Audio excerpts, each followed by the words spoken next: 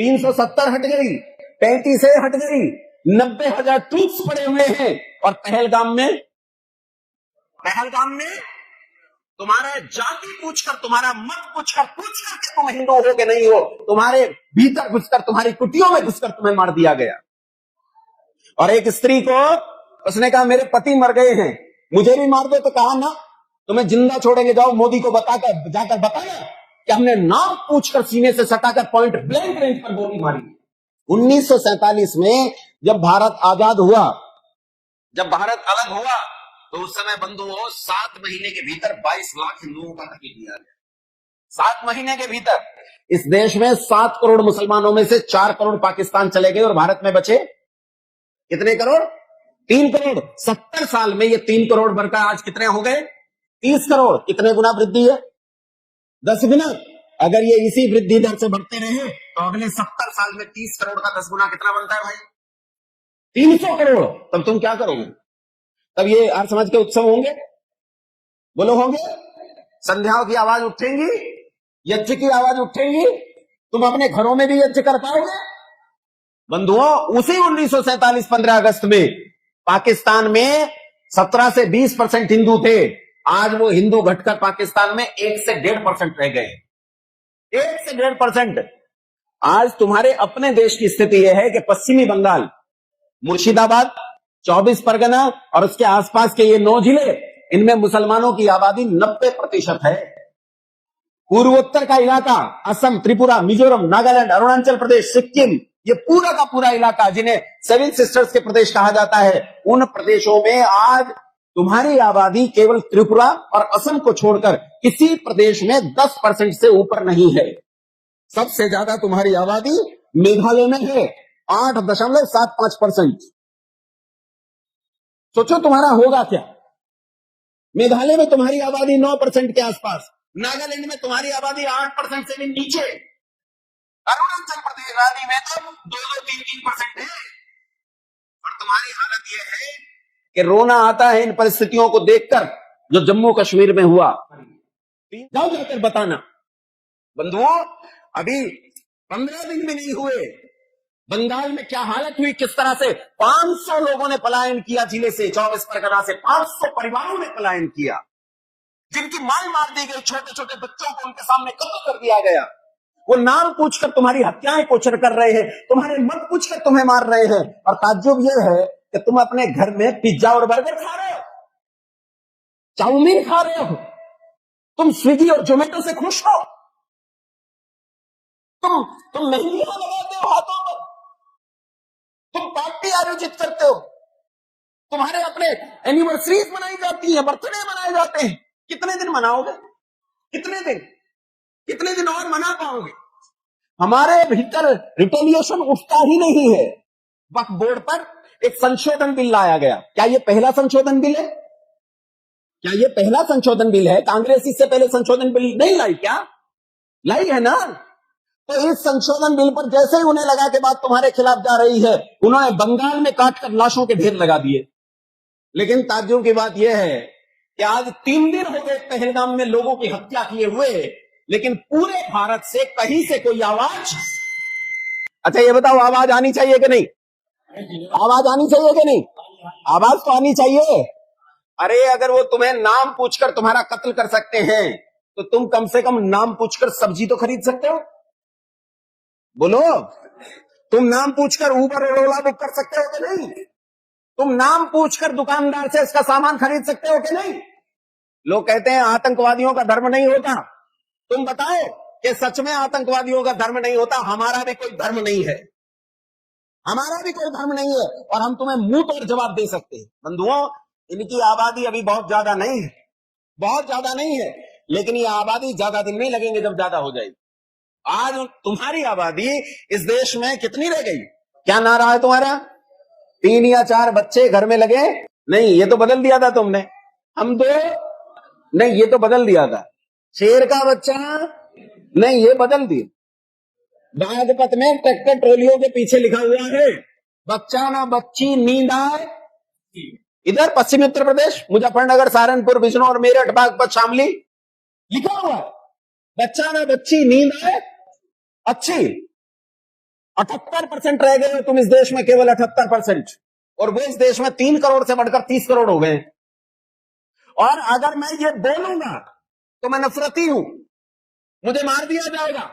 Sir तन से जुदा, तन सर से जुदा के नारे लगाते हुए 50-50 हजार की संख्या में भीड़ निकलती है सड़कों पर। नुपुर शर्मा केस नहीं देखा था?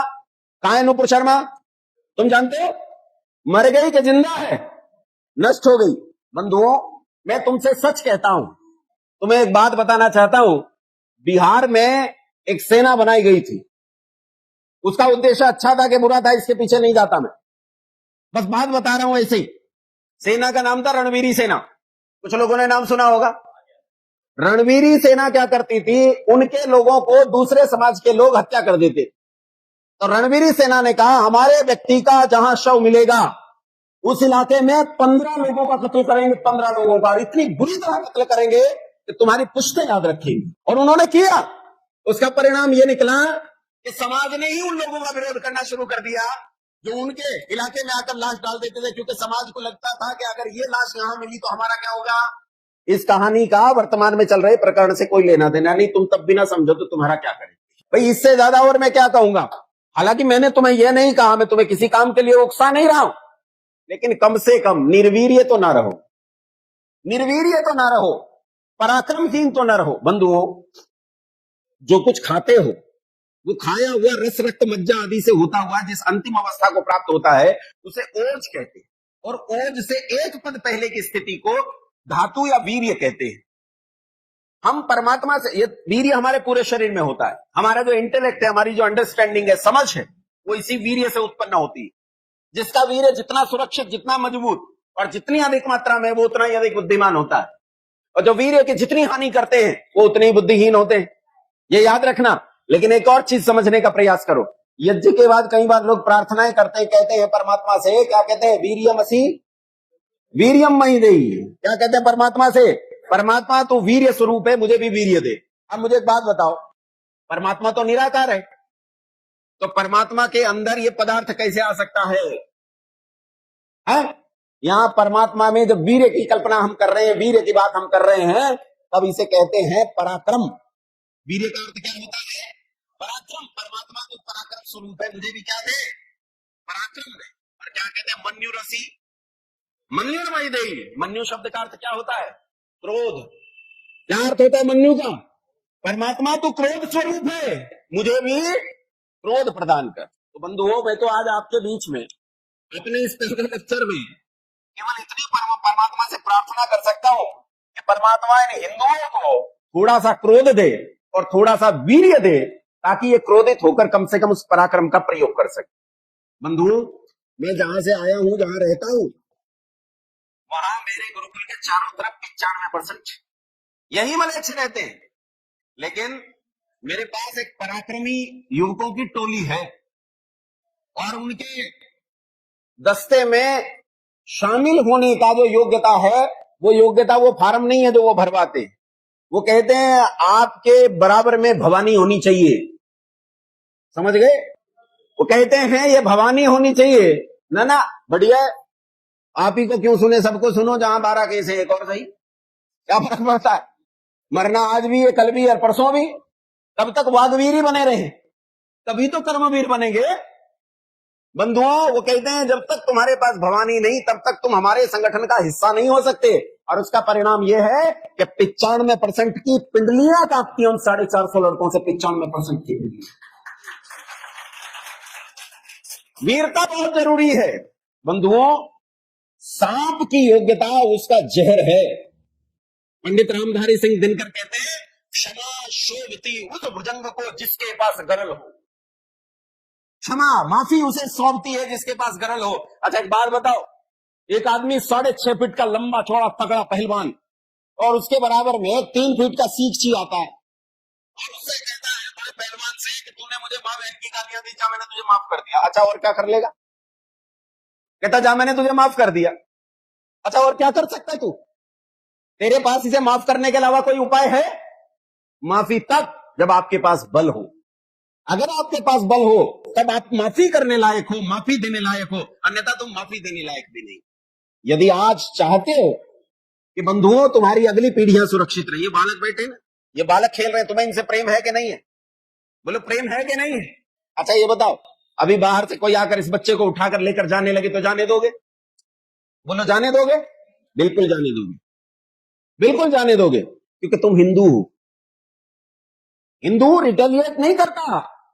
ये बालक को कोई यहां से उठाकर ले जाएगा, मैं गारंटी देता हूं, इसकी मां केवल वहां उसके पीछे भागेगी, छटपटाएगी, रोएगी, चिल्लाएगी, उसके अलावा कोई बीच में होने वाला नहीं है। नहीं आएगा कोई बीच में भाई। ऐसी स्थिति होती है। तुम जंगल में देखना, जंगल में जब भेड़िया आता है हिरणों के झुंड में, तो एक हिरण को जब वो उठाकर ले जाता है तो बाकी हिरण अपनी अपनी जान बचाकर भागते हैं और भेड़िया एक अकेले का शिकार करता है। लेकिन अगर यही हिरण झुंड बना ले तो भेड़िया शिकार कर सकता है? कर सकता है? वहीं जंगल में एक और शाकाहारी पशु है जिसका झुंड रहता है, वो सिंह तक को मार डालते हैं, जंगली भैंसे। जंगली भैंसों के झुंड पर सिंह भी हमला करने की हिम्मत नहीं कर पाता, क्योंकि अगर एक भैंसे पर हमला किया गया तो वो सैकड़ों भैंसे उस सिंह पर हमला करते हैं, बंधुओं सींगों से मार डालते हैं, सींगों से। इसीलिए ऋषि दयानंद ने हमसे कहा था, संगच्छतम संभवत्वम संभो मनांसि जानताम देवाभागम यथा पूर्वे संजानाना उपासते। अगर रक्षा करना चाहते हो तो संगठित हो। संगठित होना बहुत जरूरी है। तुम संगठित नहीं हुए तो इस देश की रक्षा नहीं हो सकती। इसीलिए ऋषि दयानंद ने एक भाषा, एक भाव, एक जाति, एक उपास्य देव, एक ग्रंथ, एक पूजा पद्धति, ऐक्य में ही ऐक्य की कल्पना ऋषि दयानंद ने तुम्हें दी। ऐक्य में ही ऐक्य का सूत्र ऋषि दयानंद ने तुम्हें दिया। और जो लोग ये ढोल पीटते हैं कि अनेकता में एकता हमारी विशेषता, वो याद रखो कि अनेकता का तो जन्म भी तब होता है जब एकता के खंड खंड टुकड़े कर दिए जाते हैं। एकता तो अनेकता की हत्या पर जिंदा रहती है। अगर तुम्हें बचाना है तो अपने बीच के इस वीर्य को बचाओ, पराक्रम को बचाओ, अपने संघ को बचाओ। अगर तुमने अपना संगठन नहीं बचाया तो तुम क्या करोगे? जरूरी है अपने बीच के संगठन को बचाओ। जो लोग पहलगाम में मारे गए या जो लोग मुर्शिदाबाद में और 24 परगना में मारे गए, उन लोगों के लिए हमें यहां लड़ाई लड़नी चाहिए। अगर आप तलवार से नहीं लड़ सकते तो वाघवीर बनो, जबान से लड़ो। जबान से नहीं लड़ सकते तो कलम से लड़ो। अरे कलम से नहीं लड़ सकते तो पैसे से लड़ो, पैसे से, वो तो बहुत जरूरी है। बोलो आर्थिक आधार पर इन्हें चोट दी जा सकती है कि नहीं? बोलो दी जा सकती है कि नहीं? बाकी का मैं नहीं जानता। जितने लोग यहाँ बैठे हैं ईमानदारी से बताओ, आज के बाद किसी मुसलमान से सामान खरीदोगे? आजकल यूपीआई कोड लेकर घूमते हैं ये लोग। यूपीआई कोड को जैसे ही आप स्कैन करोगे इसका ओरिजिनल नाम आ जाएगा। और दूसरी बात यह है, अगर वो हिंदू का नाम लेकर सामान बेच रहा है, हाँ भैया अच्छे से तहकीकात करो, क्यों नहीं करते? अगर संदिग्ध लगता है मत खरीदो, संदिग्ध लगता है मत खरीदो। मैं अपने घर से गाड़ी चलाकर बनारस तक गया, भोजन करने के लिए जहां उतरता था वहीं पूछता था। पूछने के कई तरीके होते। मांसाहारी दुकान पर जाकर अगर मैं ये पूछूंगा, क्यों भाई साहब तुम आमलेट तो नहीं बनाते, तो वो समझ जाएगा ये पंडित जी है, आमलेट नहीं खाएगा। तो कहता नहीं हमारे यहाँ आमलेट नहीं बनता। लेकिन मैं पूछता ही था, क्यों भैया अंडे की भुर्जी दे दोगे? तुरंत दौड़ के कहता हाँ बिल्कुल मिलेगी, हम समझ गए हमारा वाला नहीं। हम आगे निकल जाते। और अगर कोई संदेह की स्थिति है तो क्यों खरीदना? क्यों खरीदना? हिंदू भी तय करे, हिंदू भी तय करे कि तेरा नाम संदेह युक्त नहीं होना चाहिए। सालू, पप्पू, भूला, तालू, ये नाम हिंदुओं के बच्चों के नहीं होने चाहिए। क्यों हो ये नाम? अगर तुम आज ये काम करोगे, कल ये गंदे नाम रखना बंद करेंगे और अच्छे नाम रखना शुरू करेंगे। बोलो सामान खरीदना चाहिए। टैंक फूट गया है, तुम्हारा घर उस टैंक के पानी में डूब कर समाप्त हो जाए, लेकिन किसी मुसलमान प्लम्बर को नहीं बुलाना।